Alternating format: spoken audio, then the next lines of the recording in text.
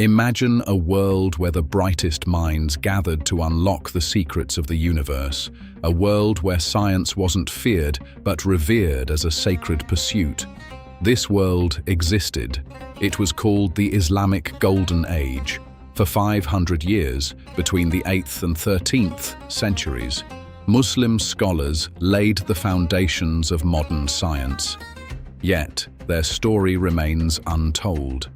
Today, we uncover how Islam illuminated the world when Muslims led science. It all began in the 7th century with the rise of Islam. The Quran itself urged believers to seek knowledge. Seek knowledge, even if you must travel to China. This command sparked a revolution. By the 8th century, the Islamic world stretched from the Iberian Peninsula to the borders of India, uniting diverse cultures under a shared pursuit of wisdom. The Abbasid caliphs, like Harun al-Rashid and his son al-Ma'mun, transformed Baghdad into the intellectual capital of the world. They established the House of Wisdom, a library, translation center, and research institute where Greek, Persian, and Indian texts were translated into Arabic. This was the world's first Google, a hub of knowledge where scholars from all faiths collaborated. Without this translation movement, much of ancient Greek and Roman knowledge would have been lost forever. Muslim scholars didn't just preserve these texts, they built upon them, correcting errors and making groundbreaking discoveries. Meet Muhammad ibn Musa al-Khwarizmi, a Persian scholar whose name gave us the word algorithm. Without him, there would be no computers, no calculators, and no modern mathematics. In his book, The Compendious Book on Calculation by Completion and Balancing, Al-Khwarizmi introduced the concept of algebra. He solved linear and quadratic equations, creating a system that is still taught in schools today. The word algebra comes from al-Jabr, and algorithm is derived from his name. His work laid the foundation for everything from GPS navigation to artificial intelligence. Al-Khwarizmi also popularized the Hindu-Arabic numeral system, including the number zero, a concept that revolutionized mathematics. Without zero, there would be no binary code, no computers, and no digital age. While Europe was in the Dark Ages, a Muslim scholar named Ibn al-Haytham was revolutionizing our understanding of light. He didn't just theorize, he experimented, observed, and proved his ideas. In doing so, he invented the scientific method.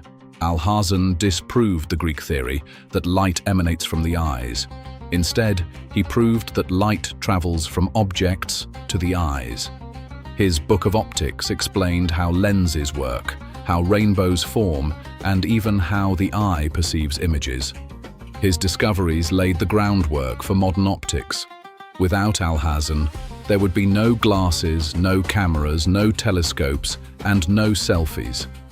Alhazen didn't just make discoveries, he created the process of scientific inquiry. He insisted on experimentation and evidence, a method that became the cornerstone of modern science. Meet Ibn Sina, known in the West as Avicenna. A child prodigy who memorized the Quran by age 10, he became the most influential physician in history. His book, The Canon of Medicine, was the standard medical textbook in Europe until the 17th century. The Canon was a medical encyclopedia that covered everything from pharmacology to psychology. Avicenna described the circulation of blood, the contagious nature of diseases like tuberculosis, and even the placebo effect centuries before Western medicine caught up. For 600 years, European medical students studied Avicenna's work. He introduced clinical trials, systematic experimentation, and the idea that diseases could be spread through water and soil. Avicenna's influence extended beyond medicine. He wrote on philosophy, astronomy, and even poetry. His work bridged the gap between ancient and modern science, proving that knowledge knows no borders. While history often overlooks women's contributions, the Islamic Golden Age was different.